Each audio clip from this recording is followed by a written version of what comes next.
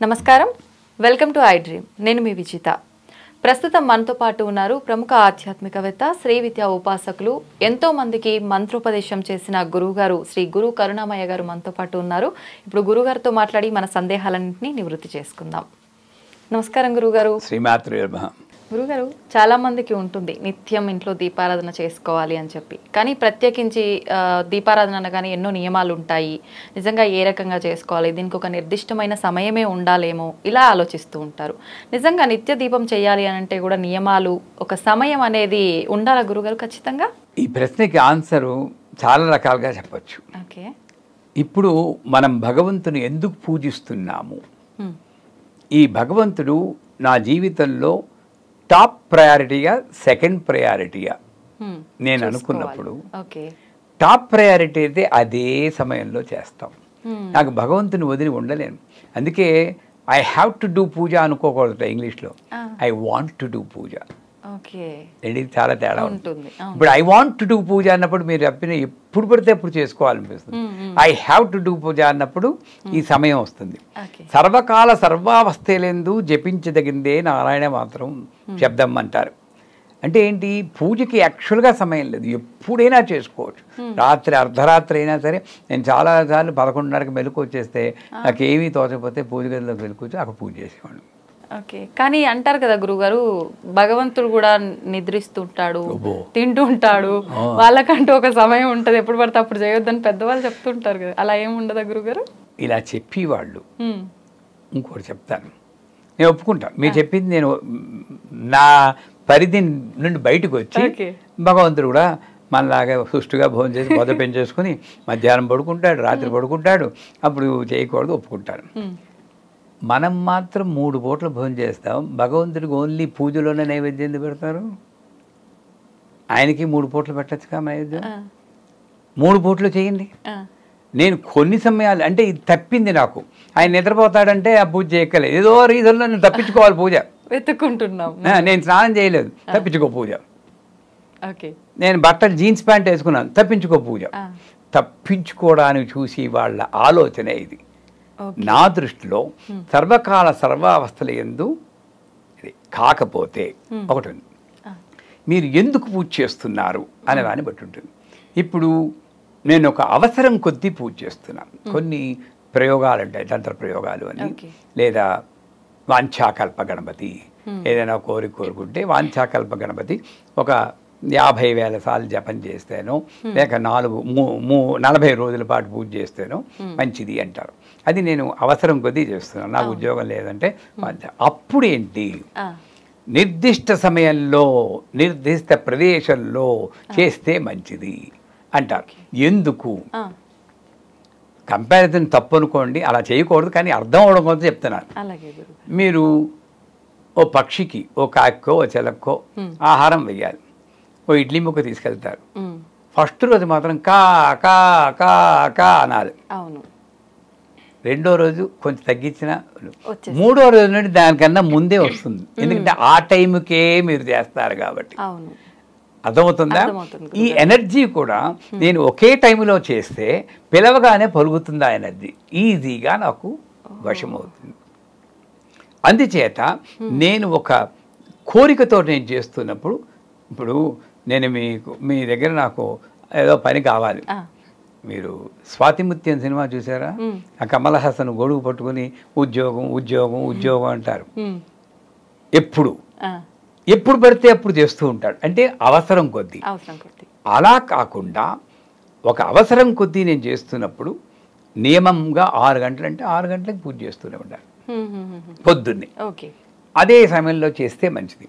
మామూలుగా నేను ఉపాసన చేసుకుంటున్నప్పుడు ఇందాక చెప్పినట్లు టాప్ ప్రయారిటీ ఏమిటి అని నేను అనుకుంటే, నాకు భగవంతుడే టాప్ ప్రయారిటీ. అంటే ఒకవేళ నాకు ఇంట్లో పనులు ఉన్నాయి, చాలా బిజీ అన్నీ అంటుంటారు. బిజీ ఏమిటి? అసలు నేను పేపరు పెన్ ఇచ్చి పొద్దున్న లేచిన దగ్గర నుండి రాత్రి పడుకునే దాకా ఏం చేసారో రాయమంటాను. గంటకి రాసి అనవసరమైంది కొట్టేయమంటే 4 గంటలు ఉంటాయి మీకు, నాకు, అందరికీ కూడా. ఖాళీగా బ్రౌజ్ చేస్తూ ఛానల్, వాట్సాప్ మెసేజ్లు ఇవన్నీ వేస్టే. సో ఆ రకంగా చూస్తే 4 గంటలు వేరు. అప్పుడు నేనేం చేయాలి, నిర్దిష్ట సమయంలో పొద్దున్నే లేచి సంసారంలో పడడానికి ముందే 4:30కి పూజ చేస్తే అద్భుతమైన ఫలితాలు వస్తాయి. సో మీ ప్రశ్నలోనే ఉంది, పూజ అన్నది ఒకే సమయంలో చేస్తే చాలా మంచిదే. అవును గురువుగారు. ఎప్పుడు పడితే అప్పుడు నాకు వీలున్నప్పుడు అన్నది అంత మంచిది కాదు. కాకపోతే పరిస్థితుల ప్రభావం వల్ల ఒకే సమయంలో నేను చేయకపోయినా మీరు వంట చేస్తూ ఉంటే కలుపుతూ ఓం నమో భగవతే వాసుదేవాయ, అది పూజ కదా. అవును. మీటింగ్కి మధ్య నుండి ఐం హ్రీం క్లీం చాముండాయ జపం చేయండి, పూజ కాదా. అలాగ నేను ఎప్పుడు నాకు అవకాశం దొరుకుతుందో అప్పుడు నేను భగవన్నామం చెప్పగలిగితే ఈ ప్రశ్న ఉదయించదు. నేనేం చేస్తున్నాను, పూజ గదిలో కూర్చుని ఇలా అన్నదే నేను పూజ అనుకుంటున్నాను. కానీ శాస్త్రం అలా చెప్పదు. నువ్వు చేసే ప్రతి పని పూజే, ప్రతి వాక్కు మంత్రమే అంటుంది. అకారాది క్షకారాంత మాతృకా వర్ణోపుని వైఖరీ వాక్ స్వరూపాయే నమః అంటారు. ఆ నుండి క్షా వరకు ఏక్షం వెలిగిన మంత్రమే ఉంటుంది. ఇంక పూజ ఏంటండి. నేను సెపరేట్ చేశాను. నా ప్రాబ్లం వల్ల ఏంటంటే భగవంతునే సెపరేట్ చేశాను. ఆయనకు రూము, ఆ రూమ్లో జైలర్ లాగా అప్పుడప్పుడు పొద్దున్నే వెళ్తాను, తలుపు తెరుస్తాను, ఓ తిండి పెడేస్తాను, బయటకు వచ్చేస్తాను. ఇది మానుకొని నాకు ఎప్పుడు వీరున్నా సరే, ఏ పనిలో ఉన్నా సరే భగవన్నామం చెప్పుకోగలిగినప్పుడు ఈ సమయంలో చేసేదే పూజ అన్నది నాకు అలా రాదు. ఏ సమయంలో నువ్వు ఏ పని చేస్తున్నా కూడా అది పూజ కిందే భావించడం ఉత్తమం. 2, అవసరం ఉన్నప్పుడు నాకు ఏదో ఒక కామ్యం కోసం చేస్తుంటే అదే సమయంలో అదే ప్రదేశంలో చేయడం ఉత్తమం. అంతేకాని ఎప్పుడు పడితే అప్పుడు నాకు తోచడం లే, ఖాళీ ఉంది కదా పూజ చేద్దాం అనుకోవడం కానీ, బోల్డ్ పనులు ఉన్నాయని వాళ్ళతో కబుర్లు చెప్పుకుంటూ అది కబుర్లు అయిపోయి పూజ చేయడం కానీ, ఇది చాలా తప్పు. అంటే ఏంటి, నాకు ఈవిడ లాస్ట్ ప్రయారిటీ, నిర్లక్ష్యం. మిమ్మల్ని మా ఇంటికి పిలుస్తాను, కుర్చీలో కూర్చోబెడతాను, నా బాడికి నేనేదో సోది చెప్పుకుంటూ అన్నీ చేస్తాను, మీకు ఎలా ఉంటుంది? ఇబ్బందిగా ఉంటుంది. ఆ పూజ గదిలో అమ్మవారు కూడా అలాగే ఉంటుంది, సరైన టైంలో లేకపోతే. అంచేత ఇది కస్టమైజ్డ్ ఆన్సర్ నేను ఇవ్వలేను. ఎవరి స్థితులకి పరిస్థితుల ప్రభావంగా వాళ్ళు అనుగుణం చేసుకుని నేను నిత్యం చేసేటటువంటి కర్మల్లోనే అమ్మవారిని నేను మిళితం చేసుకోగలిగితే నా ప్రతి కర్మ కూడా పూజ కిందే ఉంటుంది. ఓకే గురుగారు, పూజ చేసేటప్పుడు ఖచ్చితంగా పువ్వులు ఉంటేనే పూజ చేయాలా, పువ్వులు లేకుండా చేసే పూజకి ఫలితం ఉండదా, ఖచ్చితంగా నిత్య దీపారాధన చేసే వాళ్ళు నైవేద్యం అనేది నివేదన చేయాలా ప్రతిరోజు, ఇలాంటి సందేహాలు కూడా ఉంటాయి కదా గురుగారు, వాటి గురించి. ఇది వీటినన్నింటినీ ఉపాధులు అంటారు. లలితా సహస్రనామం మీకు అలవాటు ఉందో లేదో కానీ సర్వోపాధి వినిర్ముక్త సదాశివ పతివ్రత అంటుంది. ఈ ఉపాధుల నుండి బయటపడి అతీతమైన స్థితిలోనే ఆవిడ ఉంటుంది, ఆవిడ దొరుకుతుంది అని. పరశురామ కల్పసూత్రం అని ఒకటి ఉంది, అథారిటీ మనకి శ్రీ విద్యకి. అంటే వాళ్ళు రాసిన వ్యాఖ్యానాలు నేను చెప్పను, వాళ్ళ ఓన్ కమెంట్ చేస్తుంటారు. ఇది శాస్త్ర ప్రమాణమైన గ్రంథం. దాంట్లో మీరు అడిగిన క్వశ్చన్లన్నిటికీ సమాధానం వస్తుంది. లం ప్రతిజ్ఞాత్మనే సత్సంగం గంధం కల్ప్యావనమ. గంధం రాయడం కాదురా. ఎలా ఉన్నారు విజిత గారు అంటే బాగున్నానండి అనకుండా అమ్మ దైవలో బ్రహ్మాండంగా ఉన్నాను. అమ్మ బ్రహ్మ 2 పదాలు వచ్చేసాయి. నువ్వు ఎవరితో మాట్లాడినా సరే భగవంతుని నామం చెప్పుకుంటే అది గంధం. అంతేగాని ఇలా తీసుకుని గోడికాయలాగా ఇలా విసరడం చేస్తాం కదా మనం. ఇలా తీసి ఇలాగా ఎవరు నేర్పించారండి అవన్నీ? నువ్వు తప్పేనా? మన ముఖం మీద ఇలా విసిరితే మనకి చికాకు రాదు అని చేత అది గంధం కాదు. నెక్స్ట్ వస్తుంది మీరు అడిగిన పుష్పాలు. నేను ఎక్కడికున్నో పుష్పాలు కోసుకుని వస్తున్నాం. ఆ పుష్పం కోసేటప్పుడు కూడా మంత్రం చెప్పాం, పరా పరా పరా పరా ఎవరిని తెచ్చుకుంటూ చేస్తూ. ఆ పుష్పంలో మీరు ఇందాక ఒకసారి క్వశ్చన్ అడిగారు, వాళ్ళ వస్తువులు వాడచ్చా వీళ్ళ వస్తువులు వాడచ్చా అని.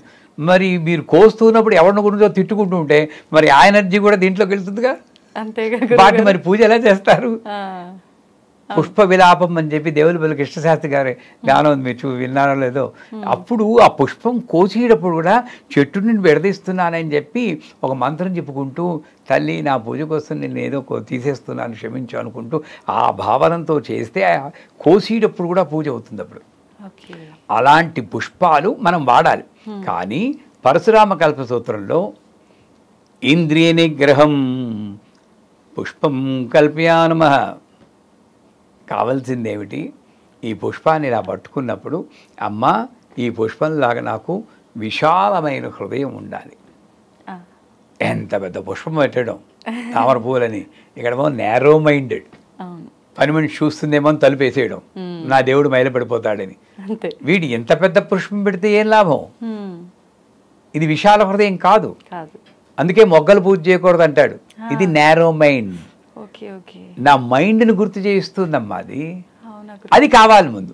అది ఉన్నప్పుడు ఈ పుష్పాలు ఉన్నా లేకపోయినా అక్కర్లేదు. నేను యూకే వెళ్ళాను, మా అమ్మాయి ఇంట్లో ఉన్నాను.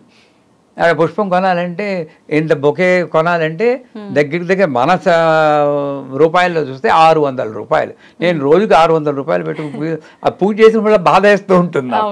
ఎవరి మైండ్ కంట్రోల్ చేసుకోలేం కదా అని చెప్పి ఏం చేశారు, అక్షతలు తీసుకున్నాం. ఈజీ, అక్షతలు పూజ చేస్తూ. కానీ ఇక్కడ దొరుకుతాయి, పూజ చేయండి. కానీ అది కాదు నాకు ముఖ్యం. ఇంద్రియనిగ్రహం పుష్పం కల్ప్యానం, అరిషద్వర్గ విసర్జనం ధూపం కల్ప్యానమా. నేనేం చేయాలి? అగరత్తు వెలిగించినప్పుడు ఇలా వెలిగిస్తూ, అమ్మా దీనికి ఉన్న నల్ల కలరో ఎర్ర కలరో ఉంటుంది కదా, అలాగ నాలో మలినాలు ఉన్నాయి, కోపము, ద్వేషము, ఈర్ష్య, అసూయ, ఇవన్నీ కూడా నీ జ్ఞానం అనేటువంటి అగ్నిలో దహించుకడుగాక. దాన్ని కాల్చి అదంతా మంచి గంధం వస్తుంది, అంటే మంచి క్యారెక్టర్. ఈ మలినాలని పోయి నాలో మంచి క్యారెక్టర్ వచ్చేటట్టు అనుగ్రహించు అని ఆవిడికి ఇలాగే పట్టుకుని ఇలా చూపిస్తాం. ఇలా తిప్పకూడదు. మనకి ఇంకా అక్కడ మిస్నోమర్ డైలీ యూస్కి అయితే చాలా చీప్గా దొరికి అగరబత్తులు పెద్ద కట్ట కొనుక్కుంటాం, ఘాటుగా ఉంటుంది, పేర్లు అనవసరం. పండగకైతే సైకిల్ బ్రాండ్ అగరబత్తి. ఇది మనలో ఉన్న రాంగ్ థింకింగ్. అగరత్తు అంటే ఇది అర్థం. ఇవన్నీ వదిలేయండి, అసలు నైవేద్యానికి వద్దాం. వం అమృత తత్వాత్మనే శివశక్తి సామరస్యం నైవేద్యం కల్ప్యానమం. భార్య భర్త కొట్టుకోకుండా ఉంటే అది నైవేద్యం. ఇది కష్టం కాబట్టి పులిహార బూర్లు పెట్టే తింటే తిను పోతే పో, తింటే తిను పోతే, ఇదే కదా ముద్ర. నాకు అంతే అంతే తినిపించు, అది కూడా తిండే తిను పోతే పో, తిండే తిను పోతే తినిపించ, లేదా ముద్రలు చూపించండి. ప్రాణాయ స్వాహ, అపానాయ స్వాహ, వ్యానాయ స్వాహ, ఉదానాయ స్వాహ, సమానాయ స్వాహ, బ్రహ్మణే స్వాహ. నేను అటు తినిపించను, ఇటు ముద్రలు చూపించను. పోనీ భక్తిగానే ఇలా అంటానా లేదా? ప్రాణాయ స్వాహ, ప్రాణాయ స్వాహ వస్తున్నా. ఈ మధ్యలో ఒకటి అక్కడ కూర్చున్న దేవతకి, ఒరే నువ్వు వెళ్ళి అతనికి నాకు ఆ నీ తిండి అక్కర్లేదు అంటుంది. మాటలతో చెప్పే పని అయితే తరివేసేవారు అమ్మవారు కూడా. అంచేత అసలు చేయాల్సింది ఏంటంటే భార్యాభర్తలు కొట్టుకోకుండా ఉంటే, మనం ఎలా అయితే మన కొడుకు కోడలు కొట్టుకోకుండా ఆనందపడతామో, ఆ జగన్మాత కూడా ఈ కొడుకు, ఈ కోడలు, ఈ కూతురు, ఈ అల్లుడు కొట్టుకోకుండా ఉంటే ఆనందంగా ఉంటుంది. ఇది తల్లి పూజకు కావాల్సినవి. అవి ముందు నేర్చుకుని తర్వాత మనం ఇవి చేస్తూ దాన్ని గుర్తు తెచ్చుకుంటే జీవితాలు చాలా బాగుపడతాయి. చాలా కష్టమే గురుగారు ఇవన్నీ జరగాలంటే ఇప్పుడున్న రోజుల్లో. అంతే కదా గురుగారు? కష్టమే, ప్రయత్నించాలి. ఇప్పుడు మీ అబ్బాయి 12వ ఎక్కం ఒప్పచెప్పుంటే చాలా కష్టం అమ్మా అంటే మీరేమంటారు? కష్టపడడం ప్రయత్నించు అంటాం. అదే నేను మీకు చెప్తున్నాను, కష్టమేంటి, ప్రయత్నించండి. ప్రయత్నిస్తాం గురుగారు. ధన్యవాదాలు గురుగారు.